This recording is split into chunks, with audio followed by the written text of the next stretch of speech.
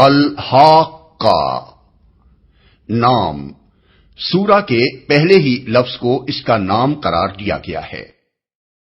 زمانہ نزول یہ بھی مکہ معظمہ کے ابتدائی دور کی نازل شدہ سورتوں میں سے ہے، اور اس کے مضامین سے معلوم ہوتا ہے کہ یہ اس زمانے میں نازل ہوئی تھی جب رسول اللہ صلی اللہ علیہ وسلم کی مخالفت تو شروع ہو چکی تھی، مگر اس نے ابھی زیادہ شدت نہ اختیار کی تھی۔ مسند احمد میں حضرت عمر رضی اللہ عنہ کی روایت ہے کہ اسلام لانے سے پہلے ایک روز میں رسول اللہ صلی اللہ علیہ وسلم کو ستانے کے لیے گھر سے نکلا، مگر آپ مجھ سے پہلے مسجد حرام میں داخل ہو چکے تھے۔ میں پہنچا تو آپ نماز میں سورہ الحاقہ پڑھ رہے تھے۔ میں آپ صلی اللہ علیہ وسلم کے پیچھے کھڑا ہو گیا اور سننے لگا۔ قرآن کی شان کلام پر میں حیران ہو رہا تھا کہ میرے دل میں یکا یک خیال آیا کہ یہ شخص ضرور شاعر ہے، جیسا کہ قریش کہتے ہیں۔ فوراً ہی حضور صلی اللہ علیہ وسلم کی زبان سے یہ الفاظ ادا ہوئے، یہ ایک رسول کریم کا قول ہے، کسی شاعر کا قول نہیں ہے۔ میں نے اپنے دل میں کہا شاعر نہیں تو پھر کاہن ہے۔ اسی وقت زبان مبارک پر یہ الفاظ جاری ہوئے، اور نہ کسی کاہن کا قول ہے، تم لوگ کم ہی غور کرتے ہو، یہ تو رب العالمین کی طرف سے نازل ہوا ہے۔ یہ سن کر اسلام میرے دل میں گہرا اتر گیا۔ حضرت عمر رضی اللہ عنہ کی اس روایت سے معلوم ہوتا ہے کہ یہ سورت ان کے قبول اسلام سے بہت پہلے نازل ہو چکی تھی، کیونکہ اس واقعے کے بعد بھی ایک مدت تک وہ ایمان نہیں لائے تھے، اور وقتاً فوقتاً متعدد واقعات ان کو اسلام سے متاثر کرتے رہے تھے، یہاں تک کہ اپنی بہن کے گھر میں ان کے دل پر وہ آخری ضرب لگی جس نے ان کو ایمان کی منزل پر پہنچا دیا۔ تفصیلات کے لیے ملاحظہ ہو تفہیم القرآن جلد سوم، دیباچہ سورہ مریم، جلد پنجم، دیباچہ سورہ واقعہ۔ موضوع اور مضمون اس کا پہلا رکوع آخرت کے بیان میں ہے، اور دوسرا رکوع قرآن کے منزل من اللہ اور محمد صلی اللہ علیہ وسلم کے رسول برحق ہونے کے بارے میں۔ پہلے رکوع کا آغاز اس بات سے ہوا ہے کہ قیامت کا آنا اور آخرت کا برپا ہونا ایک ایسی حقیقت ہے جو ضرور پیش آ کر رہنی ہے۔ پھر آیت 4 سے 12 تک یہ بتایا گیا ہے کہ پہلے جن قوموں نے بھی آخرت کا انکار کیا ہے وہ آخر کار خدا کے عذاب کی مستحق ہو کر رہی ہیں۔ اس کے بعد آیت 17 تک قیامت کا نقشہ کھینچا گیا ہے کہ وہ کس طرح برپا ہوگی۔ پھر آیت 18 سے 37 تک وہ اصل مقصد بیان کیا گیا ہے جس کے لیے اللہ تعالی نے دنیا کی موجودہ زندگی کے بعد نوع انسانی کے لیے ایک دوسری زندگی مقدر فرمائی ہے۔ اس میں بتایا گیا ہے کہ اس روز تمام انسان اپنے رب کی عدالت میں پیش ہوں گے، جہاں ان کا کوئی راز چھپا نہ رہ جائے گا۔ ہر ایک کا نامہ اعمال اس کے ہاتھ میں دے دیا جائے گا۔ جن لوگوں نے دنیا میں یہ سمجھتے ہوئے زندگی بسر کی تھی کہ ایک دن انہیں اپنے رب کو اپنا حساب دینا ہے، اور جنہوں نے دنیا کی زندگی میں نیک عمل کر کے اپنی آخرت کی بھلائی کے لیے پیشگی سامان کر لیا تھا، وہ اپنا حساب پاک دیکھ کر خوش ہو جائیں گے، اور انہیں جنت کا ابدی عیش نصیب ہوگا۔ اس کے برعکس جن لوگوں نے نہ خدا کا حق مانا نہ بندوں کا حق ادا کیا، انہیں خدا کی پکڑ سے بچانے والا کوئی نہ ہوگا، اور وہ جہنم کے عذاب میں مبتلا ہو جائیں گے۔ دوسرے رکوع میں کفار مکہ کو خطاب کرتے ہوئے فرمایا گیا ہے کہ تم اس قرآن کو ایک شاعر اور کاہن کا کلام کہتے ہو، حالانکہ یہ اللہ کا نازل کردہ کلام ہے جو ایک رسول کریم کی زبان سے ادا ہو رہا ہے۔ رسول اس کلام میں اپنی طرف سے ایک لفظ گھٹانے یا بڑھانے کا اختیار نہیں رکھتا۔ اگر وہ اس میں اپنی من گھڑت کوئی چیز شامل کر دے تو ہم اس کی رگ گردن یا رگ دل کاٹ دیں۔ یہ ایک یقینی برحق کلام ہے، اور جو لوگ اسے جھٹلائیں گے انہیں آخر کار پچھتانا پڑے گا۔ بسم اللہ الرحمن الرحیم۔ شروع اللہ کے نام سے جو رحمان و رحیم ہے۔ الحاقہ ما الحاقہ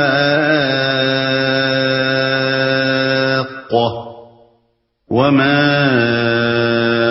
ادراک ما الحاقہ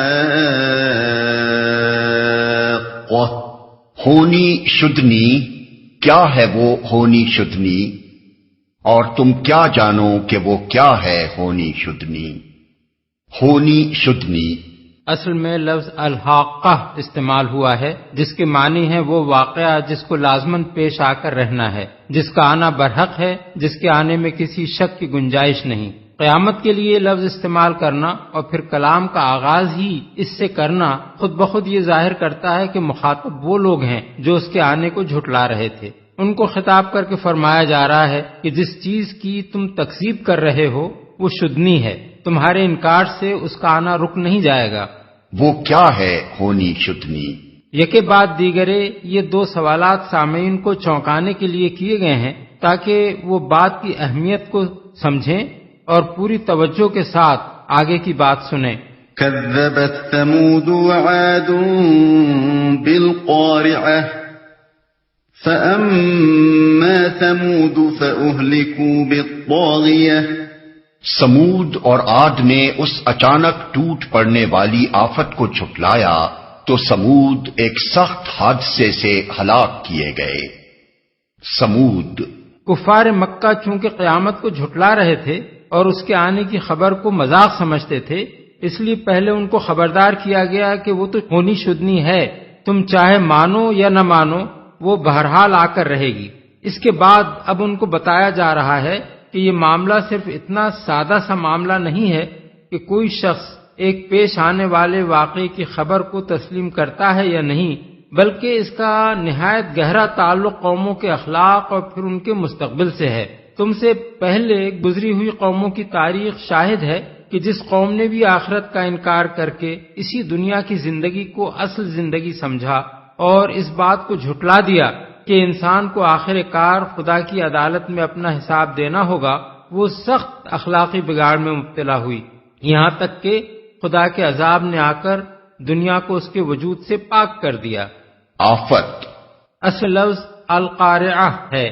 قرع عربی زبان میں ٹھونکنے، کوٹنے، کھڑکھڑا دینے اور ایک چیز کو دوسری چیز پر مار دینے کے لیے بولا جاتا ہے۔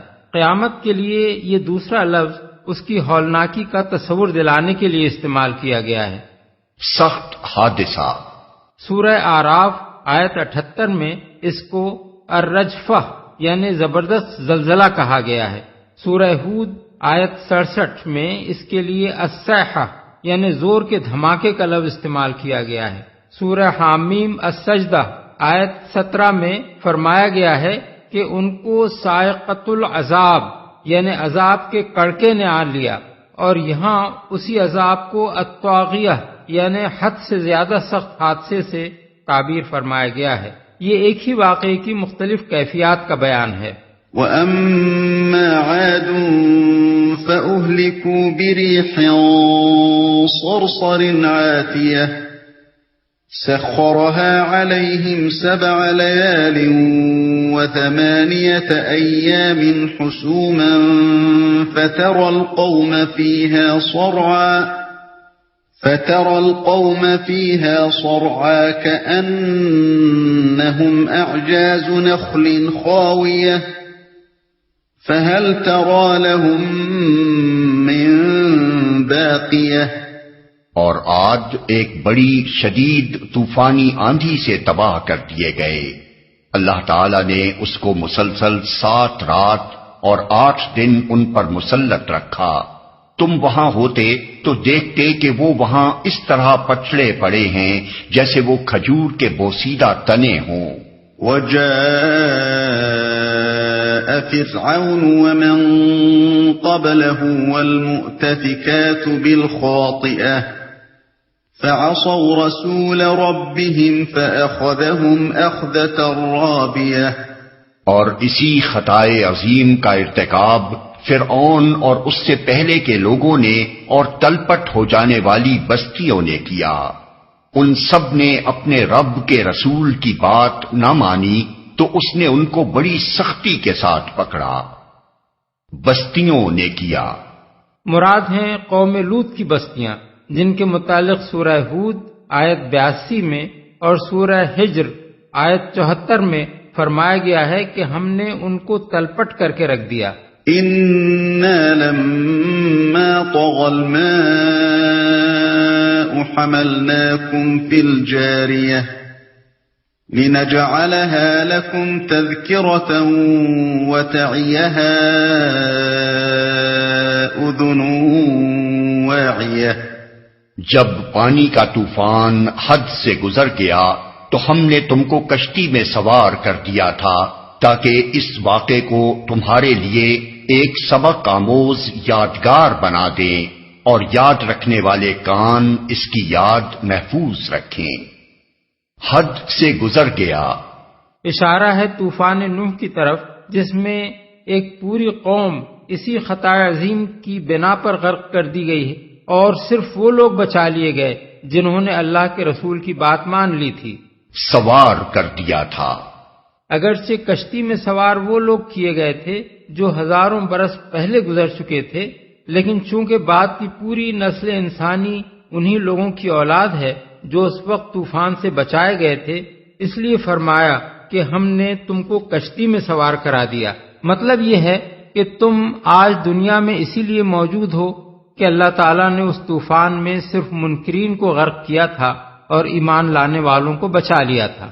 یاد محفوظ رکھیں، یعنی وہ کان نہیں جو سنی انسنی کر دیں اور جن کے پردے پر سے آواز اچٹ کر گزر جائے، بلکہ وہ کان جو سنیں اور بات کو دل تک اتار دیں.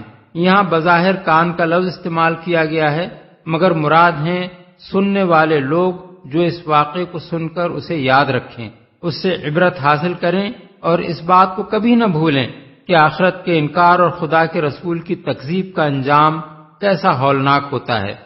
فَإِذَا نُفِخَ فِي الصُّورِ نَفْخَةٌ وَاحِدَةٌ وَحُمِلَتِ الْأَرْضُ وَالْجِبَالُ فَدُكَّتَا دَكَّةً وَاحِدَةً فَيَوْمَئِذٍ وَقَعَتِ الْوَاقِعَةُ وَانشَقَّتِ السَّمَاءُ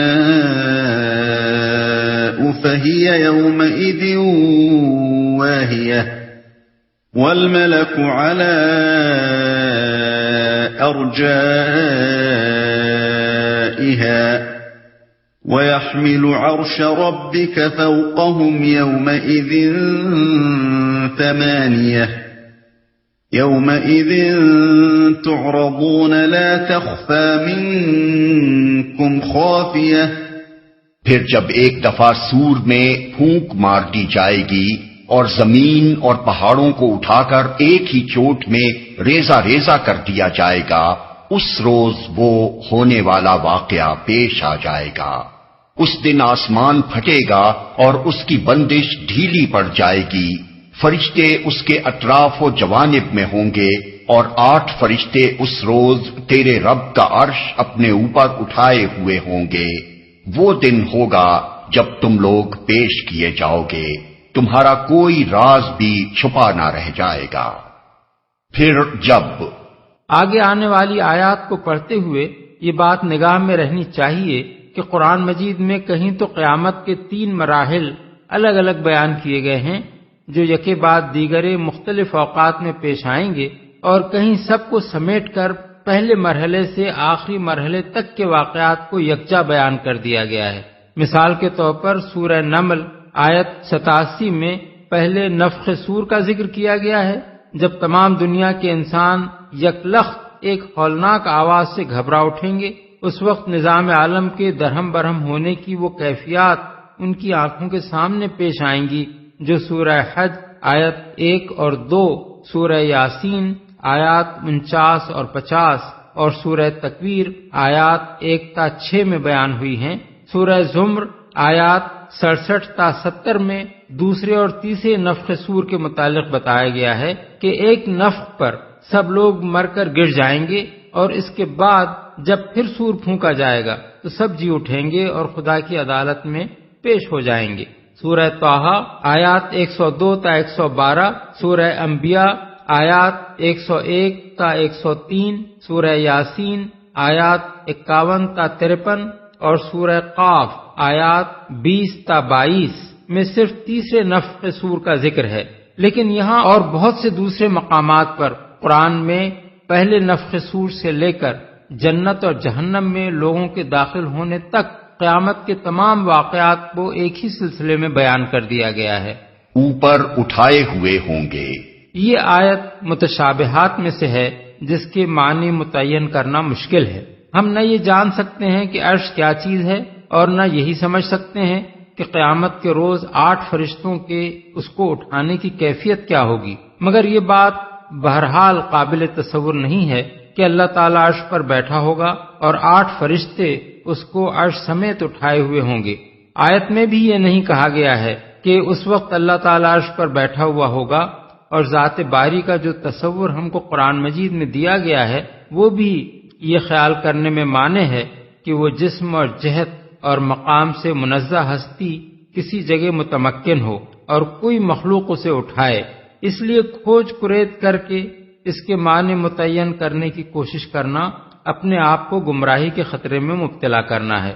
البتہ یہ بات سمجھ لینی چاہیے کہ قرآن مجید میں اللہ تعالیٰ کی حکومت و فرما روائی اور اس کے معاملات کا تصور دلانے کے لیے لوگوں کے سامنے وہی نقشہ پیش کیا گیا ہے جو دنیا میں بادشاہی کا نقشہ ہوتا ہے، اور اس کے لیے وہی اصطلاحیں استعمال کی گئی ہیں جو انسانی زبانوں میں سلطنت اور اس کے مظاہر و لوازم کے لیے مستعمل ہیں، کیونکہ انسانی ذہن اسی نقشے اور انہی اصطلاحات کی مدد سے کسی حد تک کائنات کی سلطانی کے معاملات کو سمجھ سکتا ہے۔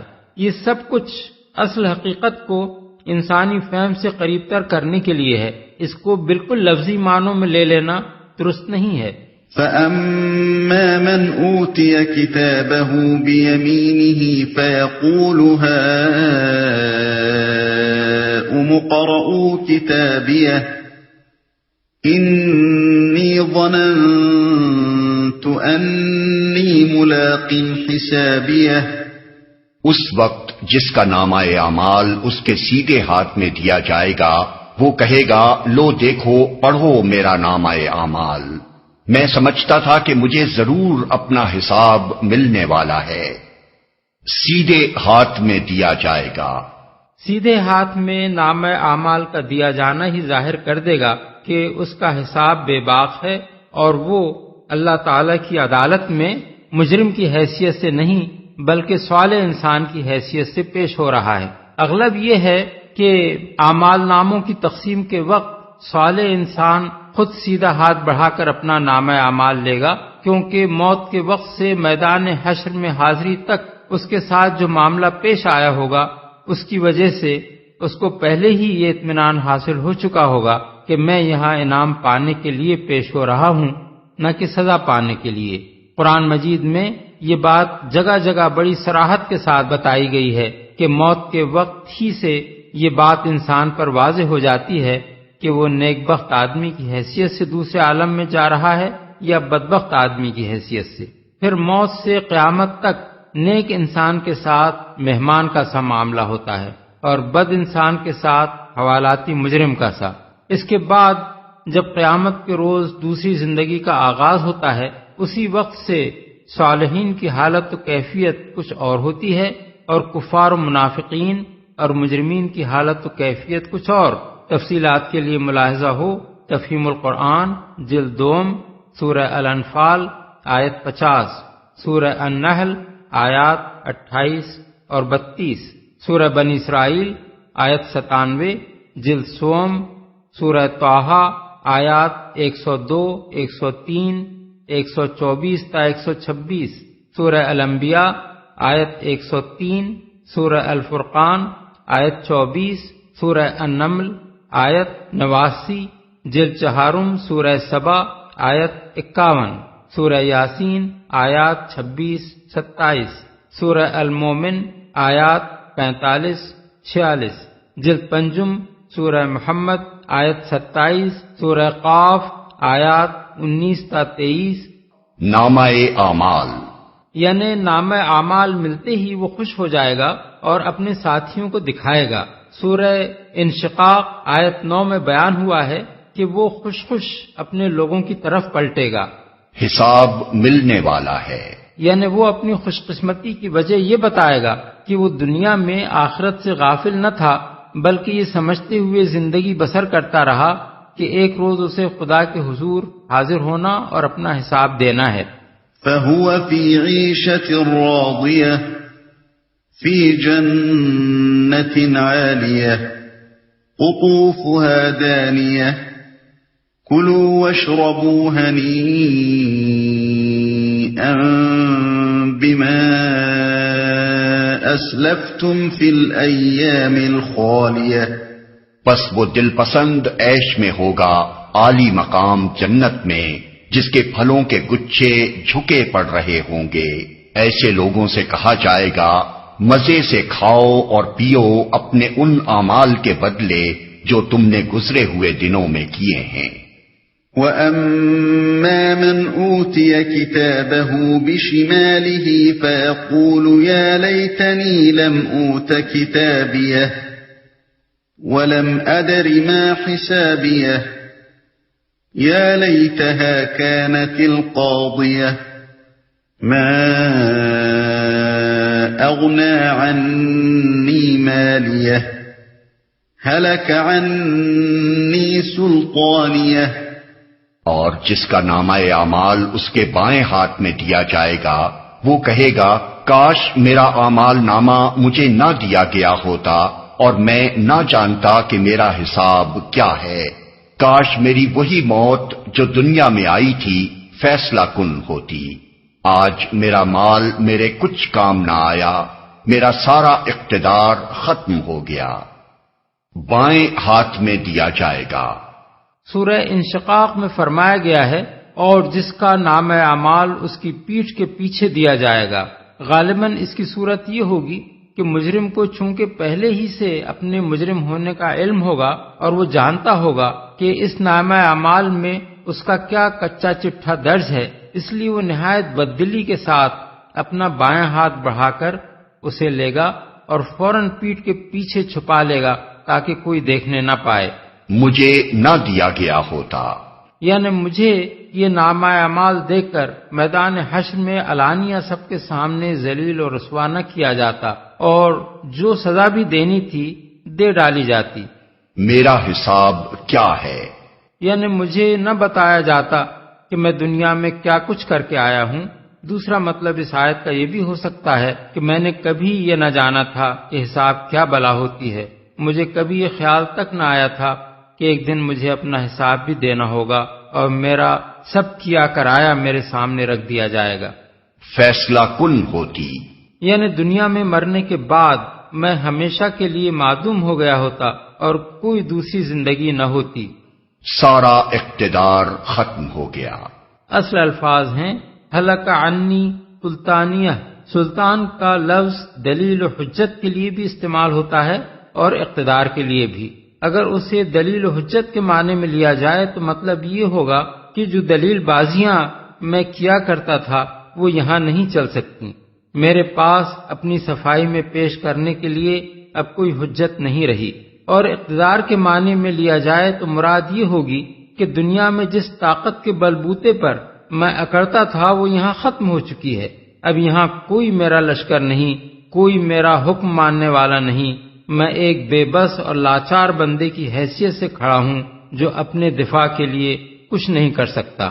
خذوه فغلوه ثم الجحیم صلوه ثم في سلسلة ذرعها 70 ذراعا فاسلكوه۔ حکم ہوگا پکڑو اسے اور اس کی گردن میں توق ڈال دو، پھر اسے جہنم میں جھونک دو، پھر اس کو 70 ہاتھ لمبی زنجیر میں جکڑ دو۔ إنه كان لا يؤمن بالله العظيم ولا يحض على طعام المسكين فليس له اليوم هاهنا حميم ولا طعام إلا من غسلين لا يأكله إلا الخاطئون۔ یہ نہ اللہ بزرگ و برتر پر ایمان لاتا تھا اور نہ مسکین کو کھانا کھلانے کی ترغیب دیتا تھا، لہذا آج نہ یہاں اس کا کوئی یار غمخوار ہے اور نہ زخموں کے دھون کے سوا اس کے لیے کوئی کھانا جسے خطاکاروں کے سوا کوئی نہیں کھاتا، نہ مسکین کو کھانا کھلانے کی ترغیب دیتا تھا۔ یعنی خود کسی غریب کو کھانا کھلانا تو درکنار، کسی سے یہ کہنا بھی پسند نہ کرتا تھا کہ خدا کے بھوکے بندوں کو روٹی دے دو۔ فلا اقسم بما تبصرون وما لا تبصرون انه لقول رسول کریم وما هو بقول شاعر قليلا ما تؤمنون ولا بقول كاهن قليلا ما تذكرون تنزيل من رب العالمين۔ بس نہیں، میں قسم کھاتا ہوں ان چیزوں کی بھی جو تم دیکھتے ہو اور ان کی بھی جنہیں تم نہیں دیکھتے، یہ ایک رسول کریم کا قول ہے، کسی شاعر کا قول نہیں ہے، تم لوگ کم ہی ایمان لاتے ہو، اور نہ یہ کسی کاہن کا قول ہے، تم لوگ کم ہی غور کرتے ہو، یہ رب العالمین کی طرف سے نازل ہوا ہے۔ پس نہیں، یعنی تم لوگوں نے جو کچھ سمجھ رکھا ہے بات وہ نہیں ہے، رسول کریم کا قول ہے۔ یہاں رسول کریم سے مراد محمد صلی اللہ علیہ وسلم ہے، اور سورہ تکویر آیت 19 میں اس سے مراد جبریل علیہ السلام ہیں۔ اس کی دلیل یہ ہے کہ یہاں قرآن کو رسول کریم کا قول کہنے کے بعد فرمایا گیا ہے کہ یہ کسی شاعر یا کاہن کا قول نہیں ہے، اور ظاہر ہے کہ کفار مکہ جبریل کو نہیں بلکہ محمد صلی اللہ علیہ وسلم کو شاعر اور کاہن کہتے تھے۔ بخلاف اس کے سورہ تکویر میں قرآن کو رسول کریم کا قول کہنے کے بعد فرمایا گیا ہے کہ وہ رسول بڑی قوت والا ہے، صاحب عرش کے ہاں بلند مرتبہ رکھتا ہے، وہاں اس کی بات مانی جاتی ہے، وہ امانت دار ہے، اور محمد صلی اللہ علیہ وسلم نے اس کو روشن افق پر دیکھا ہے۔ قریب قریب یہی مضمون سورہ نجم آیات 5 تا 10 میں جبریل علیہ السلام کے متعلق بیان ہوا ہے۔ یہاں یہ سوال پیدا ہوتا ہے کہ قرآن کو محمد صلی اللہ علیہ وسلم اور جبریل کا قول کس معنی میں کہا گیا ہے؟ اس کا جواب یہ ہے کہ لوگ اس کو حضور کی زبان سے اور حضور اسے جبریل کی زبان سے سن رہے تھے، اس لیے ایک لحاظ سے یہ حضور کا قول تھا اور دوسرے لحاظ سے جبریل کا قول۔ لیکن آگے چل کر یہ بات واضح کر دی گئی ہے کہ فی الاصل یہ رب العالمین کا نازل کردہ ہے، جو محمد صلی اللہ علیہ وسلم کے سامنے جبریل کی زبان سے اور لوگوں کے سامنے محمد صلی اللہ علیہ وسلم کی زبان سے ادا ہو رہا ہے۔ خود رسول کا لفظ بھی اس حقیقت پر دلالت کرتا ہے کہ یہ ان دونوں کا اپنا کلام نہیں ہے، بلکہ پیغامبر ہونے کی حیثیت سے انہوں نے اس کو پیغام بھیجنے والے کی طرف سے پیش کیا ہے۔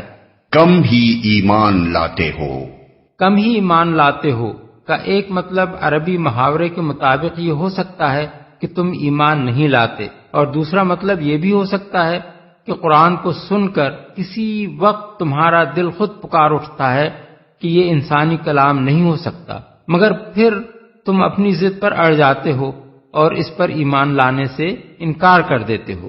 نازل ہوا ہے۔ حاصل کلام یہ ہے کہ جو کچھ تمہیں نظر آتا ہے اور جو کچھ تم کو نظر نہیں آتا، اس سب کی قسم میں اس بات پر کھاتا ہوں کہ یہ قرآن کسی شاعر یا کاہن کا کلام نہیں ہے، بلکہ رب العالمین کا نازل کردہ ہے، جو ایک ایسے رسول کی زبان سے ادا ہو رہا ہے جو کریم یعنی نہایت معزز اور شریف ہے۔ اب دیکھیے کہ یہ قسم کس معنی میں کھائی گئی ہے۔ جو کچھ لوگوں کو نظر آ رہا تھا وہ یہ تھا کہ نمبر 1، اس کلام کو ایک ایسا شخص پیش کر رہا تھا جس کا شریف النفس ہونا مکے کے معاشرے میں کسی سے چھپا ہوا نہ تھا۔ سب جانتے تھے کہ اخلاقی حیثیت سے یہ ان کی قوم کا بہترین آدمی ہے۔ ایسے شخص سے یہ توقع نہیں کی جا سکتی تھی کہ وہ اتنا بڑا جھوٹ لے کر اٹھ کھڑا ہوگا کہ خدا پر بہتان باندھے اور اپنے دل سے ایک بات گھڑ کر اسے خداوند عالم کی طرف منسوب کر دے۔ 2، وہ یہ بھی علانیہ دیکھ رہے تھے کہ اس کلام کو پیش کرنے میں اپنا کوئی ذاتی مفاد اس شخص کے پیش نظر نہیں ہے، بلکہ یہ کام کر کے تو اس نے اپنے مفاد کو قربان کر دیا ہے، اپنی تجارت کو برباد کیا، اپنے عیش و آرام کو تج دیا، جس معاشرے میں اسے سر آنکھوں پر بٹھایا جاتا تھا اسی میں گالیاں کھانے لگا، اور نہ صرف خود بلکہ اپنے بال بچوں تک کو ہر قسم کے مصائب میں مبتلا کر لیا۔ ذاتی مفاد کا خواہش مند ان کانٹوں میں اپنے آپ کو کیوں گھسیٹتا؟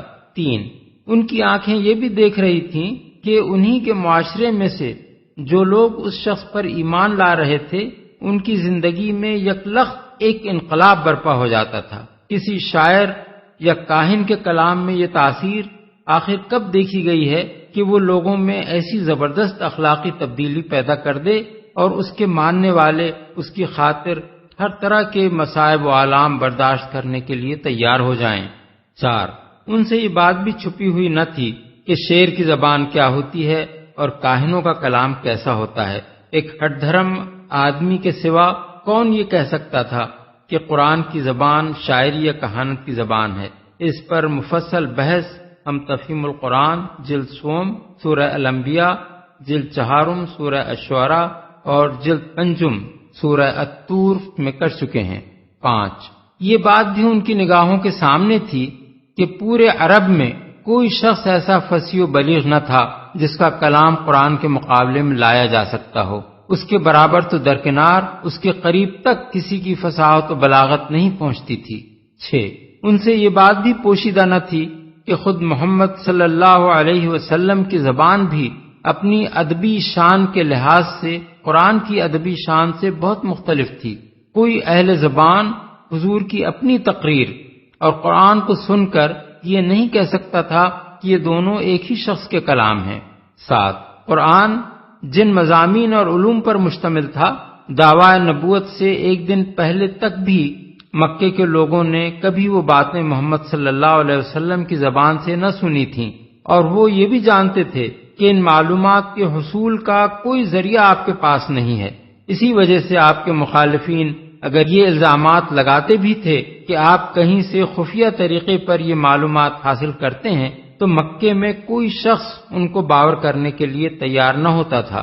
8، زمین سے لے کر آسمان تک اس عظیم الشان کارخانہ ہستی کو بھی وہ اپنی آنکھوں سے چلتا ہوا دیکھ رہے تھے، جس میں ایک زبردست حکیمانہ قانون اور ہماگیر نظم و ضبط کار فرما نظر آ رہا تھا۔ اس کے اندر کہیں اس شرک اور انکار آخرت کے لیے کوئی شہادت نہیں پائی جاتی تھی جس کے اہل عرب معتقد تھے، بلکہ ہر طرف توحید اور آخرت کی صداقت کے شواہد ملتے تھے جسے قرآن پیش کر رہا تھا۔